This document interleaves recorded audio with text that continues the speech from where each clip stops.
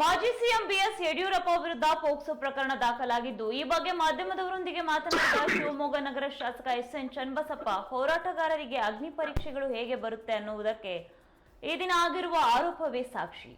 BSY ಜೀವನ ಪೂರ್ತಿ ಹೋರಾಟವನ್ನ ಮಾಡಿಕೊಂಡು ಬಂದಿದ್ದಾರೆ. ಆದರೆ ಇಂತಹ ಪರಿಸ್ಥಿತಿಯಲ್ಲಿ ಅವರ ವಿರುದ್ಧ ಈ ರೀತಿಯಾದ ಆರೋಪ ಬರುತ್ತದೆ ಎಂದು ಯಾರೂ ನಿರೀಕ್ಷೆ ಮಾಡಿರಲಿಲ್ಲ ಎಂದಿದ್ದಾರೆ. ಹೋರಾಟಗಾರರಿಗೆ ಅಗ್ನಿ ಪರೀಕ್ಷೆಗಳು ಹೇಗೆ ಬರುತ್ತೆ ಅನ್ನೋದಕ್ಕೆ ಇವತ್ತಿನ ಒಂದು ಸಂಗತಿ ಸಾಕ್ಷಿ ಅಂತೇಳಿ ನಾನು ಅಂದ್ಕೊಂಡಿದ್ದೇನೆ. ಯಡಿಯೂರಪ್ಪನವ್ರ ಜೀವನನೇ ಹೋರಾಟದ ಜೀವನ. ಕೊನೆ ಹಂತದಲ್ಲೂ ಈ ರೀತಿಯ ಒಂದು ಹೋರಾಟದ ಮಾಡುವಂಥ ಪರಿಸ್ಥಿತಿ ನಿರ್ಮಾಣ ಆಗಿಬಿಟ್ಟಿದೆ. ಅವ್ರು ಯಾವ ಪುಣ್ಯಾತ್ಕೀರ್ತಿ ಯಾಕೆ ಹಂಗೆ ಮಾಡ್ತಿದ್ದಾರೆ ಏನು ಗೊತ್ತಿಲ್ಲ. ಆದರೆ ಅವ್ರ ಜೀವನದೊಳಗಡೆ ಈ ಥರದೊಂದು ಬರುತ್ತೆ ಅಂತ ಯಾರೂ ನಿರೀಕ್ಷೆ ಮಾಡಿರಲಿಲ್ಲ. ಮತ್ತು ಸರಿಯೂ ಅಲ್ಲ.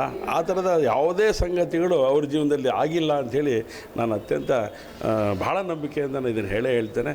ಆದರೆ ಯಾರ್ಯಾರು ಇದರೊಳಗಡೆ ಯಾಕೆ ಈ ಕಾರಣಕ್ಕೋಸ್ಕರ ಈ ಥರದೊಂದು ಸಂಗತಿ ನಿರ್ಮಾಣ ಆಗಿದೆ ಗೊತ್ತಿಲ್ಲ. ಆದರೆ ಯಡಿಯೂರಪ್ಪನವ್ರ ಹೋರಾಟಗಾರರು ಈ ಒಂದು ಸಂಗತಿಯಲ್ಲೂ ಹೋರಾಟ ಮಾಡೋಂಥ ಸ್ಥಿತಿ ಬರುತ್ತೆ ಅಂಥೇಳಿ ನಾವು ಅಂದ್ಕೊಂಡಿರಲಿಲ್ಲ. ಭಾಳ ನೋವಿನ ಸಂಗತಿ ಇದು.